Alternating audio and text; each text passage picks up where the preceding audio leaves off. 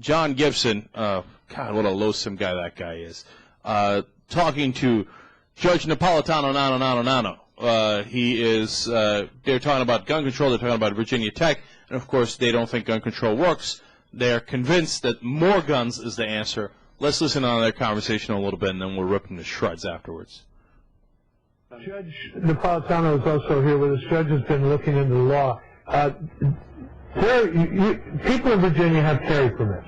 Virginia is one of the easiest states in the Union for anyone without a felony conviction who's over the age of 21 and who was a permanent resident of the state to get a license to own and carry a concealed weapon. Meaning you have it under your jacket, under your garment, no one knows you have it. So theoretically, in this lecture hall where all 31 were killed, there could have been somebody with a carry permit carrying the gun to shoot the shooter? No.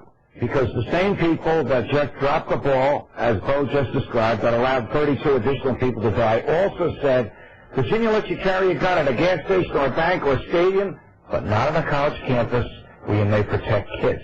So nobody has guns there except the college campus police. And the criminal. Professors don't have guns, and the students don't have guns, even though they could lawfully carry them as soon as they get off campus. Judge. All right, so do you understand what's happening there? They're saying that Virginia Tech officials argued against this law, and hence they dropped the ball. They dropped the ball because they should have allowed for all the kids on campus to have guns, concealed weapons, and for the professors too. I mean, seriously, picture that for a second. Everybody's packing, okay? The minute anything goes wrong, people start drawing weapons. I mean, seriously.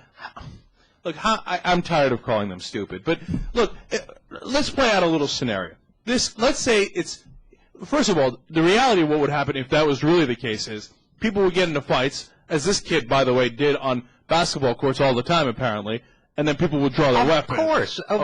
And then more people would die endlessly and senselessly. But put that aside for a second. Let's talk about this scenario, right? He comes in with his weapon, he's going to kill people, and the right-wingers say, oh, this would be the great time to have a gun, right?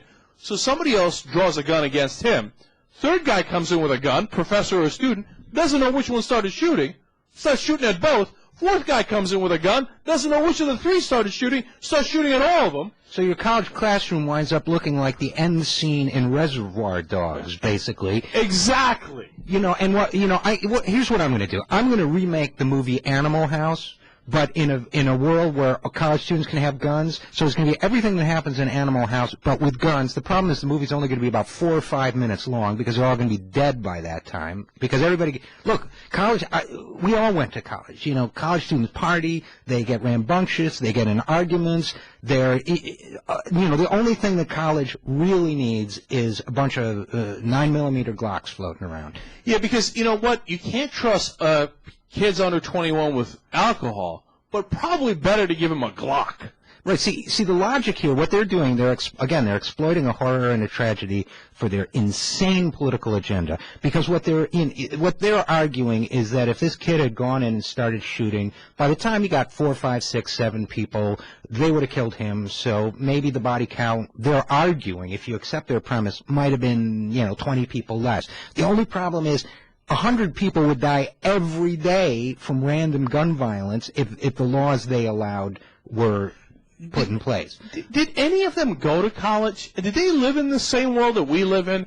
I mean, how many stupid fights did I get into when I was in college? You know my personality as it is, right? And people get drunk in college. I don't know if they know that, right? And then they get into even dumber fights. See, you don't think that people who are dumb and drunk and young and immature, if they're all packing heat, maybe some of them would pull those guns and use them when they shouldn't?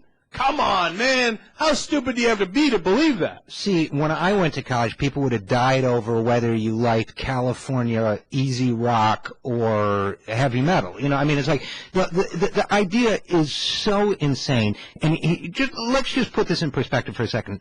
Year 2001, 3,000 Americans died from terrorism. Horrible tragedy. We've changed everything about our country in response to it. 30,000 Americans died in 2001. 30,000 Americans died in 2001 from gun violence, where there's nothing near a similar figure in Europe or Asia or Japan. 30,000 Americans, and we couldn't care less, and it happens year after year after year. And what do these guys want? They want more guns so that 30,000 can be 300,000. No, RJ, according to their logic, if everybody had a gun, it wouldn't be 30,000 gun deaths, it'd be 0. Yeah, that's probably makes a lot of sense. God help us all.